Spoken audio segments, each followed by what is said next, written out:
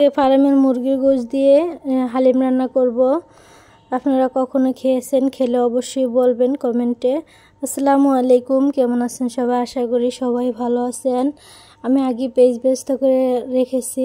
এখানে আমি ফ্রাই প্যানের ভিতরে তেল দিয়ে দিছি, তারপরে পেঁয়াজ কুচি দিয়ে একটু হালকা লাল লাল করে ভেজে নিয়েছি। তারপর আদা রসুন বাটা, জিরা বাটা, গরম মশলা বাটা দিয়ে একটু নেড়ে চেড়ে তারপরে আমি একটু একটু করে সব গুঁড়ো মশলা দিয়ে দিয়েছি। হলুদের গুঁড়ো, মরিচের গুঁড়ো, ধনিয়ার গুঁড়ো আর পরিমাণ মতো লবণ, কারণ আমি অল্প লবণ দিয়েছি। হালিমের প্যাকেটের মশলার ভিতরে অনেক লবণ থাকে, তাই আমি পরিমাণ মতো দিয়েছি। আপনারা অবশ্যই বুঝে দিবেন। তো এখানে মশলাটা ভালো করে কষিয়ে তারপর মুরগির গোশতটা দিয়েছি। আমি এখানে কোনো পানি অ্যাড করব না, কারণ এটার থেকে পানি উঠে যাবে, উঠে তা কষবে। তো এখানে যে দেখেন আমার এটা কষানো হয়ে গেছে, তেল উঠে গেছে উপরে।